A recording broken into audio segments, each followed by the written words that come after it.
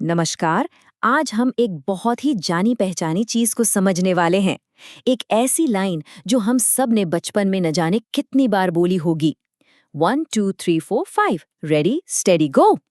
सुनने में तो ये बस बच्चों का खेल लगता है ना? पर असल में इसके पीछे ह्यूमन कोऑर्डिनेशन का मतलब मिलजुल कर काम करने का एक बहुत ही पावरफुल ब्लूप्रिंट छिपा है। तो चलिए आज इसी को डिकोड करते हैं। 1 2 3 4 5 रेडी स्टेडी गो। जरा एक पल के लिए इस पर सोचिए। ये सिर्फ गिनती नहीं है, ये तो एक बहुत ही पावरफुल कॉग्निटिव टूल है। कह सकते हैं कि हमारे दिमाग के लिए एक छोटा सा प्रोग्राम है जिसे हम बिना सोचे समझे बरसों से इस्तेमाल करते आ रहे हैं। तो सवाल ये उठता है कि भाई ये सिंपल सी लाइन आखिर करती क्या है?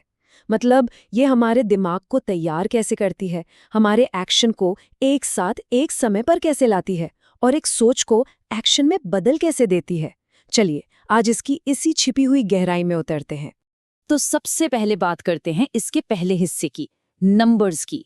ये सिर्फ काउंटिंग नहीं है, ये एक ऑर्डर, एक रिदम की नींव रख रहा है। शुरुआत होती है 1 से, और ये सिर्फ एक नंबर नहीं है, ये है स्टार्टिंग पॉइंट, एक कॉमन सीक्वेंस का पहला कदम। ये एक तरह का ऐलान है कि ओके, हम यहाँ से शुरू कर रहे हैं।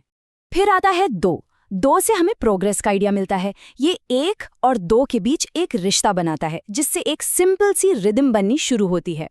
अब ये सिर्फ एक पॉइंट नहीं है बल्कि एक लाइन है जो आगे बढ़ रही है। और 3 इस पैटर्न को और पक्का कर देता है। 3 तक आते आते ये एक सेट रिदम बन जाती है, एक मोमेंटम सा बनने लगता है। हमारा दिमाग इस पैटर्न को पकड़ लेता है और अंदाजा लगाने लगता है कि आगे क्या होने वाला है। 4 इस उम्मीद को, इस एंटिसिपेशन को और बढ़ा देता है। हम सब जानते हैं कि सीक्वेंस अब खत्म होने वाला है। इससे काउंटडाउन में टेंशन और फोकस दोनों बढ़ जाता है, जो बताता है कि क्लाइमैक्स बस आने ही वाला है। और फाइनली 5 ये काउंटिंग की आखिरी बीट है। ये बताता है कि ऑर्डर बनाने का काम पूरा हो गया है और अब हमें अगले स्टेप के लिए तैयार होना है।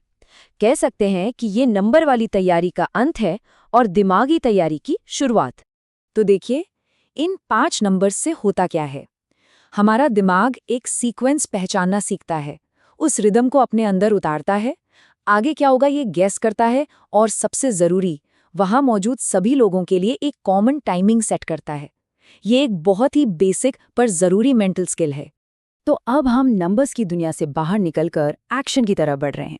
और रेडी स्टेडी वो पुल है, वो साइकोलॉजिकल ब्रिज है जो हमें उस पार ले जाता है। अब इस स्लाइड में जो सबसे मज़ेदार बात है वो है रेडी और स्टेडी के बीच का फ़र्क। ये बहुत छोटा सा लेकिन बहुत ज़रूरी फ़र्क है। रेडी का मतलब है मेंटल तैयारी, दिमागी तौर पे तैयार होना, फोकस बनाना, इरादा पक्का करना। और स्टेडी है फिजिकल तैयारी, मतलब बॉडी को बैलेंस करना, स्थिर करना। तो एक दिमाग को तैयार कर रहा है और दूसरा शरीर को। और अब हम आते हैं इस पूरे सीक्वेंस के क्लाइमैक्स पर, एक अकेला दमदार शब्द जो हर चीज को मोशन में ले आता है, गो। ये सिर्फ एक शब्द नहीं है, ये एक ट्रिगर है। ये उस सारी एनर्जी को रिलीज करता है जो अब तक बनी थी।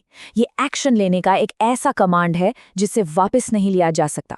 और इसकी ताकत इस बात से आती है कि ये अकेले नहीं है, इसकी पावर को बनाया है उस पूरे स्ट्रक्चर ने जो इससे पहले आया, वो नंबर्स की रिदम और रेडी स्टेडी की तैयारी। तो चलिए अब थोड़ा जूम आउट करके देखते हैं कि ये सब इतना ज़रूरी क्यों है।